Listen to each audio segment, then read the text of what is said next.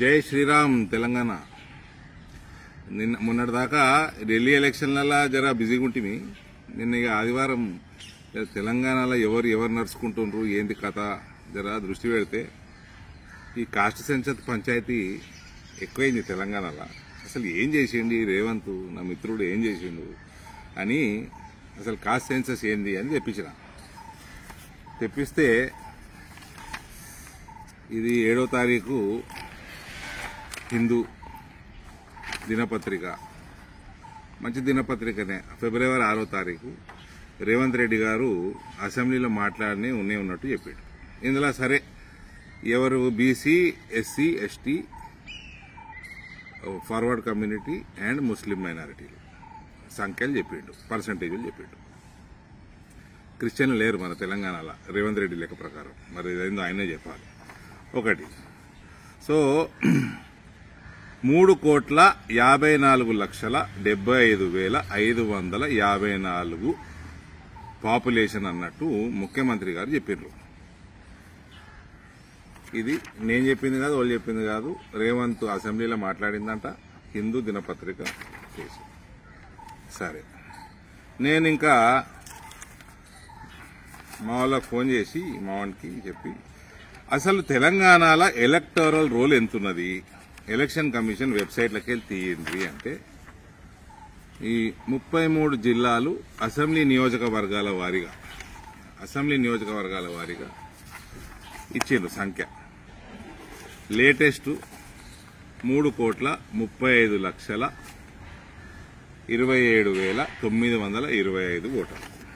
Okay, ఇది 3,55,00,000 దాదాపు, ఇది 3,35,00,000 పైన, అంటే సుమారు 19-20 లక్షల మంది నాన్ ఓటర్లు ఉన్నారు మన జనాభాలో, అంటే 18 సంవత్సరాల లోపల. సరే, ఇంకో పంచాయతీ ఏంది అసలు ఏంది ఇంతేనా ఉంటారా అని నేను అసలు 18 సంవత్సరాల లోపల మైనర్లు ఎందరు ఉన్నారు జర తీయండి లెక్క అన్న. సో తెలంగాణ రాష్ట్ర ప్రభుత్వం యొక్క పోర్టల్లోకి వెళ్ళి తీస్తే 0 నుంచి 6 సంవత్సరాల లోపల ఉన్న పిల్లలు 38.99, అంటే 39 లక్షల మంది పిల్లలు ఉన్నారు 6 సంవత్సరాల లోపల. 6 నుంచి 18 ఇది 6 సంవత్సరాలు, అది 12 సంవత్సరాలు, అంటే దీనికి డబల్ ఉండాలా సుమారు, అంటే 80 లక్షలు ఉండాలా. సరే, తక్కువ పట్టుకోరు, 60 లక్షలే పట్టుకోరు, అంటే దాదాపు 1 కోటి మంది పిల్లలు నాన్ ఓటర్లు ఉన్నారు. అంటే జనాభా ఎంత కావాలండి? 335 ఓటర్లు 1 కోటి మంది. ఇది 435 కంటే తక్కువ జనాభా ఉండదు. ఇదో సర్వే కాదు, ఇదో మన్ను కాదు, సూలకుట్ల సర్వే చేసినాం రేవంత్. ఒకటి. రెండోది, ఈ కులం పంచాయతీ మొదలుపెట్టాడు దీంతో చేసి, నా కులం పెద్దది, నీ కులం పెద్దది. ఈ పంచాయతీ ఎక్కడున్నా కూడా భారతీయ జనతా పార్టీలో ఉండకూడదు. మన నాయకుడు, మన ప్రధానమంత్రి నరేంద్ర మోడీ ప్రధానమంత్రి కాకంటే ముందు ఆయన ప్రధానమంత్రి అభ్యర్థిగా వచ్చినప్పుడు నాకు గుర్తున్నది, దేశవ్యాప్తంగా హోర్డింగ్లు వచ్చినాయి, ఆమె హిందూ నేషనల్ అని. భారతీయ జనతా పార్టీలో పనిచేసుకోవాలంటే, ఈ దేశం భవిష్యత్తును కాపాడాలంటే, హిందూ రాష్ట్రాన్ని నిర్మించాలంటే నా కులం హిందుత్వం, నా కులం భారతీయ తత్వం తప్ప వేరేది ఉండదు. ఇది ఎవరన్నా భారతీయ జనతా పార్టీల కులాల గురించి మాట్లాడితే అది భారతీయ జనతా పార్టీ హైకమాండ్ సహించదు, సహించకూడదు కూడా. ఇక ఢిల్లీలో ఏమైంది? సిటిజన్షిప్ అమెండ్మెంట్ యాక్ట్ వచ్చినప్పుడు ఆజాదీ ఆజాదీ అని కూడా తిరిగారు కదా.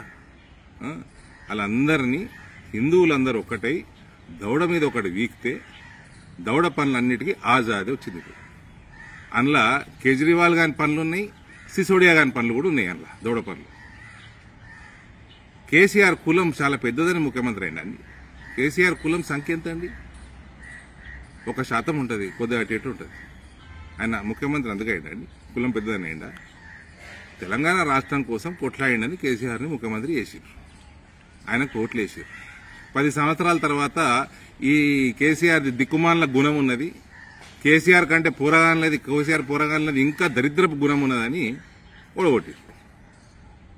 ఇక్కడ కులం కాదు, గుణం ముఖ్యం రాజకీయాలలో. ఇంకోటి, ఈ బీసీలు 46%, ఓసీలు 13%, ఎస్సీ 17%, ఎస్టీ 10% పైన, మైనారిటీలు సుమారు 13%. ఇవన్నీ 100 అయిపోయినాయి. క్రిస్టియన్లు లేనేలేరంటుండు రేవంత్. సరే, ఇవన్నీ 100% అయిపోయినాయి. ఇది ఒఫీషియల్గా వచ్చింది బయటికి. ఈ కులాల వారీగా నెంబర్లు ఒఫీషియల్గా రాలేదు. ఈ లీకులేంది? దమ్ముంటే రేవంత్ ఏదైతే లీకులు ఇస్తుండ్రో, మీరిస్తుండ్రా, ఆ కేసీఆర్ ఇస్తున్నాడా, టీఆర్ఎస్ వాళ్ళు కలిసి చేపిస్తున్నారా, ఇదంతా రాజకీయము, బీజేపీలో ఎవరైనా బుట్టలు పడుతుండ్రా, తెలిసి పడుతుండ్రా, తెలియక పడుతుండ్రా, కావాల్సుకొని పడుతుండ్రా, ఇదంతా తెలవాలంటే ఒఫీషియల్ చేయండి నెంబర్లు. గంట సేపట్లో అవి తప్పని రుజువు చేస్తా. గంట సేపట్లోనే ఇప్పుడు లీక్లలో వచ్చేటి అన్ని. కాబట్టి రాజకీయాలలో రాష్ట్రానికి గాని దేశానికి గాని కులం కాదు, గుణం ముఖ్యం.